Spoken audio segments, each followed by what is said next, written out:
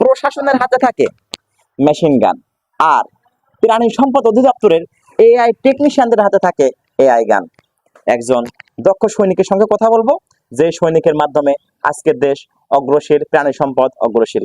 আর এই বাচ্চাটি কত নাম্বার সারের বাচ্চা, কোন কোম্পানির বাচ্চা, কোন জাতের সিমেন্ট দিয়ে এই সারটি উৎপাদন করা হয়েছে, এখন কথা বলবো আমাদের এআই টেকনিশিয়ানের সঙ্গে। এটা কোন কোম্পানির সিমেন্ট ছিল? এটা ইজাব এয়ারলাইন্স লিমিটেডের সিমেন্ট ছিল। এটা কত নাম্বার সারের বাচ্চা তোমার মনে আছে? হ্যাঁ, জি জি, 535 নম্বর বল। 535। আলহামদুলিল্লাহ, ইজাব এয়ারলাইন্স লিমিটেডের 535 নামের সারের বাচ্চাটি অনেক সুন্দর হয়েছে, বাচ্চাটি অনেক হৃষ্টপুষ্টকরণ হয়েছে, খুব সুন্দর।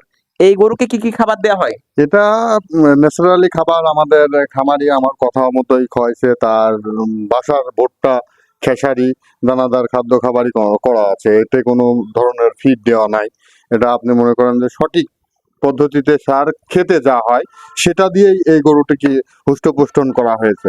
কোনো কেমিক্যাল যুক্ত খাবার দিয়ে এটাকে কোনো ফ্যাটারিং এর জন্য করা হয়নি। সে খুবই একজন সৎ মানুষ, সে এগুলো পছন্দ কোনোভাবে। সম্পূর্ণ প্রাকৃতিক উপায়ে বৈজ্ঞানিক নিয়ম অনুযায়ী এই গরুটি হৃষ্টপুষ্ট করানো হয়েছে।